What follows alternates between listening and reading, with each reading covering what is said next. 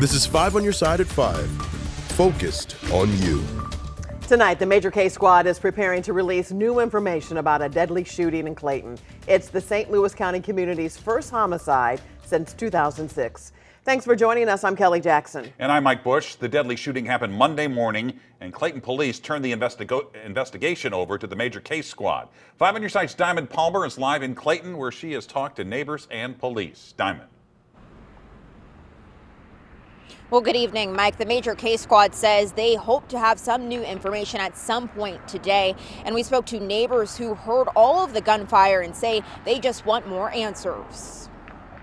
One day after a homicide in Clayton, crime scene tape is still on the street. I actually heard the gunshots at 5:15 in the morning, and then I immediately heard sirens, so I knew the police were coming. Carol, who prefers not to give her last name for safety reasons, says she heard nearly 5 gunshots Monday morning. It happened in the 7500 block of Wydown Boulevard, an area with dozens of restaurants and homes. When police arrived, they found a man dead with a gunshot wound. It's why the Clayton Police Department requested the Major K Squad of Greater St. Louis to help with the investigation. I don't want them to just arrest any Jill or Joe just because they want to solve this crime, I want them to do their best job. It's the first homicide the city has had since 2006. Phil Berwick, who also lives in the area and heard the shot, says it's rare for any crime to happen here. It was just kind of so out of the ordinary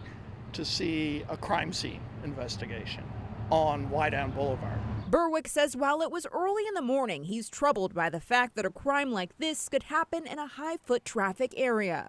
Those bullets could go anywhere.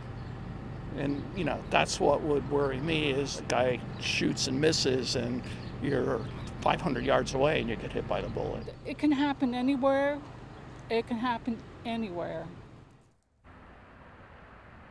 Now, the Major K Squad says they will be updating their Twitter with any new information. Of course, if you or anyone you know has information on this crime, you are urged to call their tip line at 314-955-0817.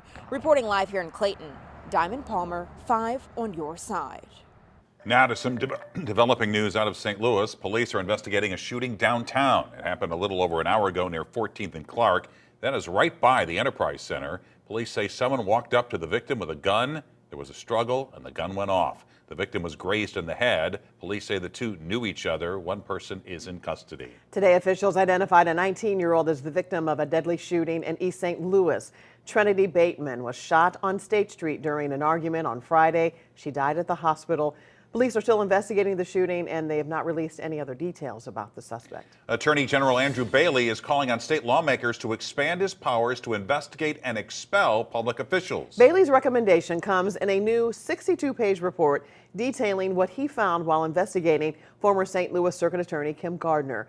Our political editor Mark Maxwell live downtown with more on what is inside that report. Mark.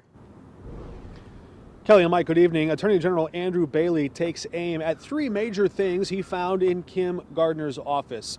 1, distractions, 2, dysfunction, and then her discretion. The early part of Bailey's report focused on that rudderless ship of chaos that grinded the gears of justice to a halt. We've heard much about that, but then he also argued that the sheer volume of cases left uncharged and the list of victims left without any contact with the justice system demonstrated a pattern and practice of neglect and incompetence. Bailey's office also highlighted how private investigators tailed Gardner to SLU nursing school at the time she was scheduled to be in court. All of that we've already known, but his report also takes aim at the George Soros-funded Vera Institute and argues a policy point in favor of mandatory minimums, something that progressive prosecutors largely oppose.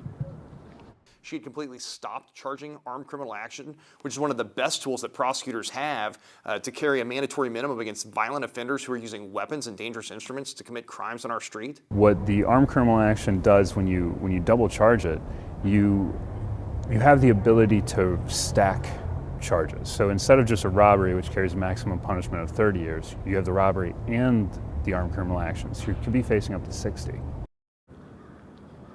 Because Gardner stepped aside before she could be expelled, Bailey is now calling on the Missouri House and Senate to expand his powers to investigate and expel public officials in these quo warranto proceedings, including and up to making that a permanent ban from that public official ever running for elected office again if they resign before those proceedings have concluded. We have more reaction from this, including reaction from Mayor Jones later tonight at 6. Live downtown, Mark Maxwell, 5 on your side.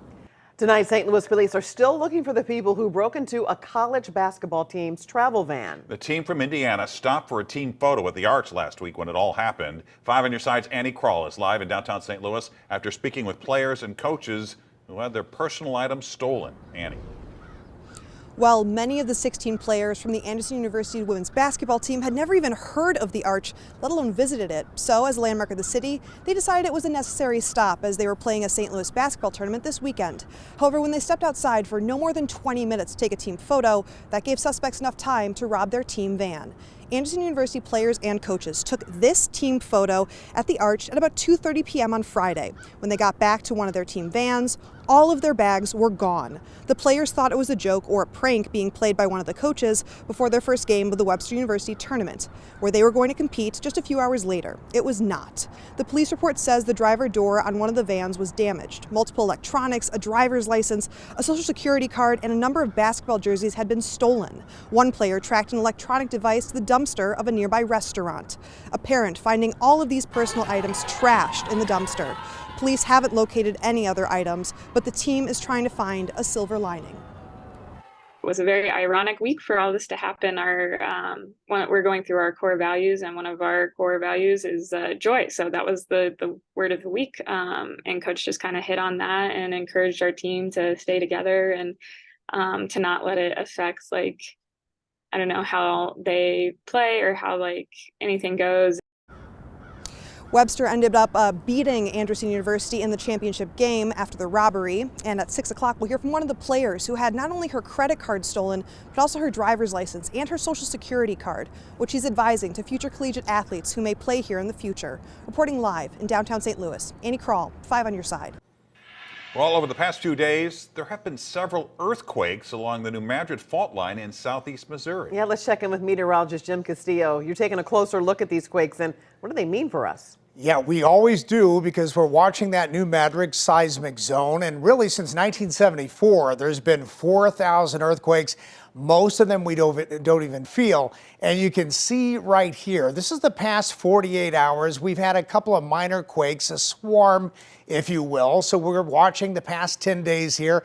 About 17 of these, we'll zoom in a little bit more, strongest only 2.3. And to give you an idea here, we're not expecting any larger quakes. And of course, that fault, any fault really throughout the United States, that's how it relieves stress, is these minor quakes. So it's good to see these. And by the way, the earthquake magnitudes, a 2.3, barely felt, but most of these have been shallow. So a couple could have been felt, but most have been below 2 in magnitude. Coming up in weather, we'll talk about our very chilly forecast by the end of the week.